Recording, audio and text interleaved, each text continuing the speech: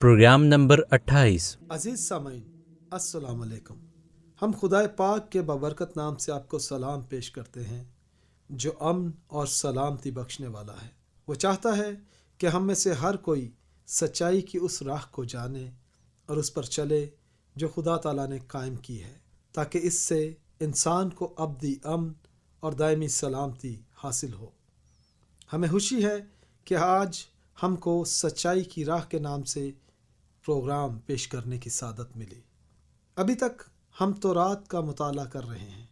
आपको मालूम है कि तौरात कुतुब मुक़द्दसा का पहला हिस्सा है और इस पहले हिस्से में 5 किताबें हैं। पहली किताब पैदाइश या तकवीन की किताब है। अपनी पिछली नशरियात में हमने पैदाइश की किताब का मुकम्मल मुताला किया।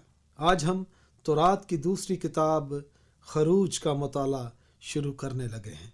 खरूज की किताब अजीब व गरीब वाक़यात से भरी पड़ी है जो उस वक्त पेश आए जब खुदा ने बनी इसराइल को मुल्क मिस्र की ग़ुलामी से रिहा कराया। खरूज की किताब का मुताला शुरू करने से पहले हमने किताब मुक़द्दस की पहली किताब पैदाइश में जो कुछ सीखा है उसकी दोहराई करना चाहेंगे। यह दोहराई एक ऐसा टेस्ट होगा जिससे पता चलता है कि हमें इस किताब का मुकम्मल इल्म है, क्योंकि ये वो बुनियाद है जिसे खुदा ने खुद रखा ताकि हम कुतुब मुक़द्दसा की सब सच्चाइयों को समझें और इन पर ईमान लाएं। क्या आपको पैदाइश की किताब की पहली आयत याद है? ये कहती है, खुदा ने इब्तदा में ज़मीन व आसमान को पैदा किया। ये बड़ी अहम बात है। खुदा ने इब्तदा में जब कुछ ना था, एक हस्ती यानी खुदा मौजूद था। फिर हमने देखा खुदा ने लाखों पाक फरिश्ते अपने अब्दी पाक कलाम की कुदरत से और पाक रूह के ज़ोर से पैदा किए। खुदा पाक ने फरिश्तों को इसलिए बनाया ताकि वो अबद तक खुदा कदूस की खिदमत और हम्दो सना करते रहें। इन फरिश्तों में से एक फरिश्ता सबसे ज़्यादा हसीन और सबसे ज़्यादा दानश्वर था। यह फरिश्ता लूसीफर था जो बाकी तमाम फरिश्तों का सरदार था। खुदा का कलाम बयान करता है, एक दिन ऐसा भी आया जब लूसीफर मगरूर हुआ और अपने दिल ही दिल में खुद खुदा बनने की ठानी, इसलिए वो खुदा पाक की तहकीर करने लगा। उसने अपनी ख्याली खुदाई में और भी बहुत सारे फरिश्ते अपने हम ख्याल कर लिए, लेकिन कोई भी खुदाए कदूस को उसकी खुदाई से हटाने में कामयाब ना हुआ। खुदा बगावत करने वालों को हरगिज़ बर्दाश्त नहीं करता। इसका नतीजा ये निकला कि खुदाए पाक ने लूसीफर को उसके साथियों के साथ जो बदकार फरिश्ते थे ज़मीन पर पटक दिया और लूसीफर का नाम बदल कर शैतान रख दिया, जिसका मतलब है बागी। शैतान और बागी फरिश्तों को ज़मीन पर गिराने के बाद खुदावंद कदूस ने उनके लिए दोज़ख की आग पैदा कर दी।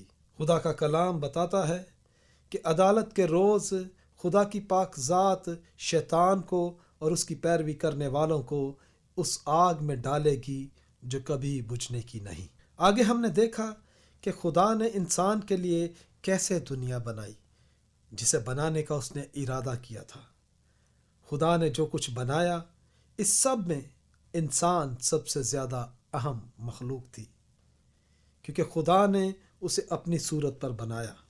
खुदा चाहता है कि इंसान के साथ उसका ताल्लुक़ गहरा और बड़ा खूबसूरत हो। इसी वजह से खुदा ने इंसान के अंदर दिमाग डाल दिया जो खुदा को जानने के लायक है। फिर उसने उसे दिल अता किया ताकि इंसान खुदा से प्यार करे और उसे आज़ाद मर्जी बख्शी ताकि वो खुदावंद खुदा की फरमाबरदारी करे।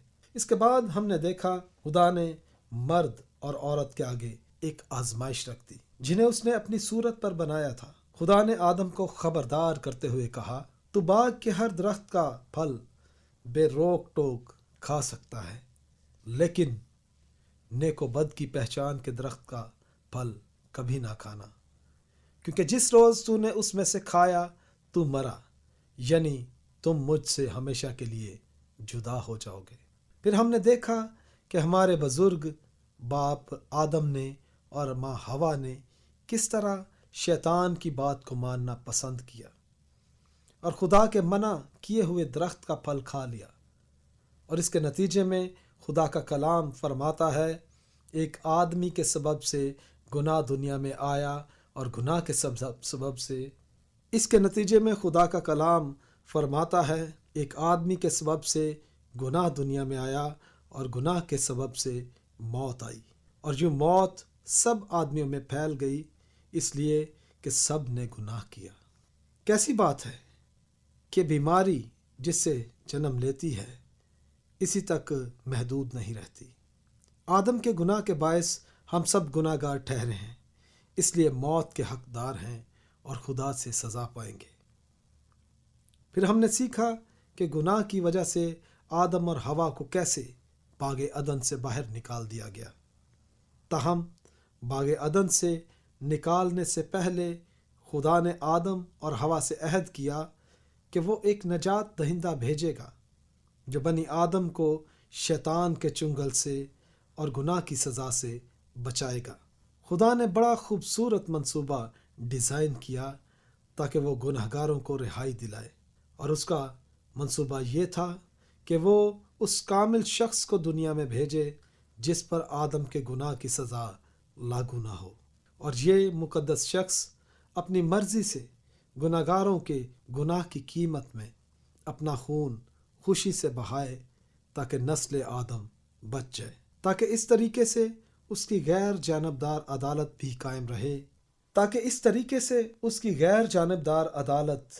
قائم رہے اور خدا لوگوں کو ان کے گناہ بھی معاف کر دے۔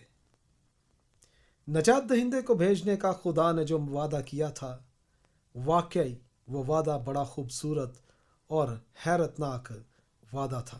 پھر ہم نے دیکھا کہ اس خوبصورت وعدے کی تصدیق کے لیے خدا نے کیسے جانوروں کی قربانیاں کی اور آدم اور ہوا کے لیے چمڑے کے کرتے بنائے۔ خدا آدم اور ہوا کو سکھا رہا تھا کہ گناہ کی مزدوری موت ہے، اور بغیر خون بہائے گناہ کی معافی نہیں ہوتی۔ پھر ہم نے آدم اور ہوا کے دو بیٹوں قائن اور ہابل کی بابت سیکھا۔ ہم نے دیکھا کہ ہابل نے بے عیب برے کو ذبح کیا اور قربانی چڑھائی۔ یہ قربانی نجات دہندے کی اس قربانی کا پیش خیمہ تھی جو اس نے دنیا میں آ کر نسل آدم کے گناہوں کی قیمت چکانے کے لیے دینی تھی۔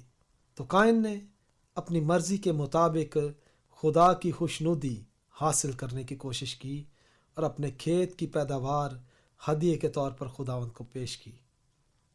اس کے نتیجے میں خدا کا کلام بیان کرتا ہے کہ خداوند نے ہابل کو اور اس کے ہدیے کو منظور کیا، پر قائن کو اور اس کے ہدیے کو منظور نہ کیا۔ خدا نے قائن کی قربانی کیوں منظور نہ کی؟ کیونکہ خدا کی شریعت یہ نہیں کہتی کہ گناہ کی مزدوری اچھے اعمال ہیں، بلکہ یہ کہتی ہے کہ گناہ کی مزدوری موت ہے، اور بغیر خون بہائے گناہوں کی معافی نہیں ہوتی۔ خدا خوش ہوتا اگر قائن توبہ کر لیتا اور راست بازی کے اس طریقے کو قبول کرتا جو خدا نے مقرر کیا تھا، لیکن قائن غضبناک ہوا اور اس نے اپنے چھوٹے بھائی ہابل کو قتل کر دیا۔ آدم کی اولاد کے بہت سارے لوگ آج بھی قائن کی پیروی کرتے ہیں۔ اسی وجہ سے نوح کے زمانے میں خدا کا کلام بیان کرتا ہے کہ خداوند نے دیکھا کہ زمین پر انسان کی بدی بہت بڑھ گئی، اور اس کے دل کے تصور اور خیال سدا برے ہی ہوتے ہیں۔ انسان کے فریبی دل کی وجہ سے خدا نے ارادہ کیا کہ وہ پانی کا طوفان بھیجے تاکہ سب کے سب باغی گناہگار مر مٹیں۔ اس کرپٹ دور میں صرف ایک بندہ نوح ہی تھا جو خدا پر ایمان رکھتا تھا۔ اسی وجہ سے خدا نے نوح کو حکم دیا تھا کہ وہ ایک کشتی بنا لے، اور جو کوئی اس کشتی میں پناہ لے گا وہ بچ جائے گا۔ جب نوح کشتی بنا رہا تھا تو خدا نے بڑی دیر تک گناہ گاروں کو برداشت کیا، تو بھی کسی نے توبہ نہ کی، اور نوح اور اس کے خاندان کے سوا کسی نے کشتی کے اندر قدم رکھنا گوارا نہ کیا۔ نوح کے 3 بیٹے ہوئے، سم، حام اور یافت۔ ہم نے سیکھا خدا نے ابراہیم کو حکم دیا کہ وہ اپنے باپ کے گھر کو چھوڑے اور کنعان کے علاقہ میں چلا جائے۔ خدا کا منصوبہ یہ تھا کہ ابراہیم ایک بڑی قوم بنے اور اسی قوم سے خدا کے نبی اور دنیا کا نجات دہندہ پیدا ہوں۔ اسی لیے خدا نے ابراہیم سے کہا، اور میں تجھے ایک بڑی قوم بناؤں گا اور برکت دوں گا اور تیرا نام سرفراز کروں گا، سو تو باعث برکت ہو، لوگ تجھے مبارک کہیں، ان کو میں برکت دوں گا۔ اسی لیے خدا نے ابراہیم سے کہا، اور میں تجھے ایک بڑی قوم بناؤں گا اور برکت دوں گا اور تیرا نام سرفراز کروں گا، سو تو باعث برکت ہو، جو تجھے مبارک کہیں ان کو میں برکت دوں گا، اور جو تجھ پر لعنت کرے اس پر میں لعنت کروں گا، اور زمین کے سب قبیلے تیرے وسیلہ سے برکت پائیں گے۔ اور ابراہیم بڑھاپے میں اسحاق کا باپ بنا، جیسے کہ خدا نے وعدہ کیا تھا۔ اسحاق سے یعقوب پیدا ہوا، اور اسی یعقوب کو خدا نے اسرائیل کہا، اور اس کے 12 بیٹے پیدا ہوئے۔ یہی 12 قبیلے اس بڑی قوم کے وجود کا سبب بنے جسے اسرائیل کی قوم کہا گیا، کیونکہ خدا نے اس قوم کا وعدہ ابراہیم سے کیا تھا۔ یعقوب کے 12 بیٹوں، خاص کر یوسف کی کہانی سن رہے ہیں۔ یوسف کے بڑے بھائی یوسف سے نفرت کرتے تھے، لیکن خدا نے اسے برکت دی اور پورے ملک مصر کا حاکم بنا دیا۔ اور اس کے بعد مصر میں کال پڑا، اور کنعان میں بھی، جو سخت تکلیف دہ ثابت ہوا۔ اور اس کال کا نتیجہ یہ نکلا کہ یعقوب اور اس کے بیٹوں کے پاس کھانے کو کچھ نہ رہا۔ جب یعقوب نے سنا کہ مصر سے اناج ملتا ہے تو اس نے اپنے بیٹوں کو مصر میں بھیجا۔ پھر ہم نے دیکھا کہ یوسف نے اپنے بھائیوں کو اپنی شناخت کیسے کرائی۔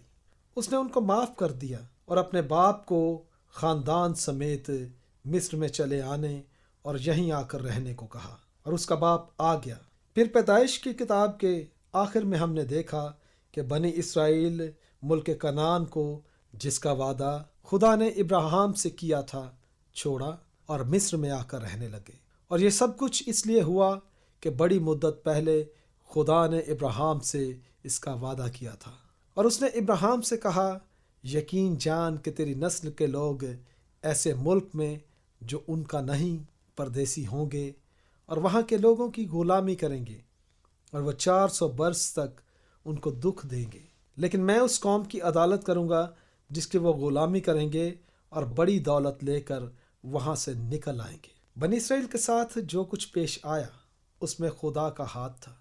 خدا نے ابراہیم کے بیٹوں یعنی بنی اسرائیل کو مصر میں قیام کرنے کی کیوں اجازت دی، جبکہ ان سے وعدہ کیا گیا تھا کہ کنعان کا علاقہ ان کا ہوگا؟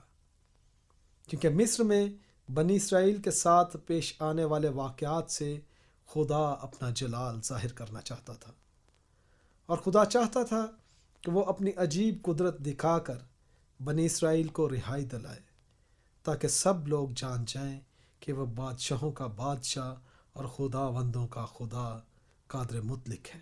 عزیز دوستو، تھوڑا سا جو وقت رہ گیا ہے اس میں ہم خروج کی کتاب کے پہلے باب کا مطالعہ کریں گے۔ خدا کا کلام بیان کرتا ہے، اور یوسف اور اس کے سب بھائی اور اس پشت کے سب لوگ مر مٹے، اور اسرائیل کی اولاد برومند اور کثیر التعداد اور نہایت زوراور ہو گئی، اور وہ ملک ان سے بھر گیا۔ تب مصر میں ایک نیا بادشاہ ہوا جو یوسف کو نہیں جانتا تھا، اور اس نے اپنی قوم کے لوگوں سے کہا، دیکھو اسرائیلی ہم سے زیادہ اور قوی ہو گئے، سو آؤ ہم ان کے ساتھ حکمت سے پیش آئیں، تا نہ ہو کہ جب وہ اور زیادہ ہو جائیں اور اس وقت جنگ چھڑ جائے تو ہمارے دشمنوں سے مل کر ہم سے لڑے اور ملک سے نکل جائیں۔ اس لیے انہوں نے ان پر بیگار لینے والے مقرر کیے جو ان سے سخت کام لے لے کر ان کو ستائیں۔ سو انہوں نے فرعون کے لیے زہیرہ کے شہر پتوم اور رمسیس بنائے، پر انہوں نے جتنا ان کو ستایا وہ اتنا ہی زیادہ بڑھتے اور پھیلتے گئے۔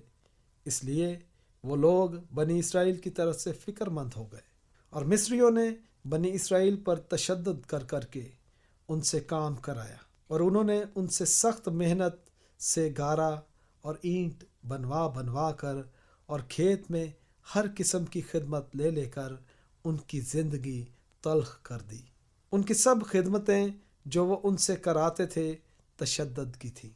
तब मिस्र के बादशाह ने इब्रानी दाइयों से, जिन में से एक का नाम सफरा था और दूसरी का नाम फुआ था, बातें की और कहा कि जब इब्रानी औरतों के तुम बच्चा जनाओ और उनको पत्थर की बैठकों पर बैठी देखो, तो अगर बच्चा हो तो उसे मार डालना और अगर बेटी हो तो वो जीती रहे। लेकिन वो दाइयाँ खुदा से डरती थी, सो उन्होंने मिस्र के बादशाह का हुक्म न माना, बल्कि लड़कों को जीता छोड़ देती थी। फिर मिस्र के बादशाह ने दाइयों को बुलवा कर उनसे कहा, तुमने ऐसा क्यों किया कि लड़कों को जीता रहने दिया? दाइयों ने फिरौन से कहा, इब्रानी औरतें मिस्री औरतों की तरह नहीं हैं। वो ऐसी मजबूत होती हैं कि दाइयों के पहुंचने से पहले ही जन कर फारिग हो जाती हैं। बस खुदा ने दाइयों का भला किया और लोग बड़े और बहुत ज़बरदस्त हो गए। और इस सबब से कि दाइयाँ खुदा से डरीं, उसने उनके घर आबाद कर दिए।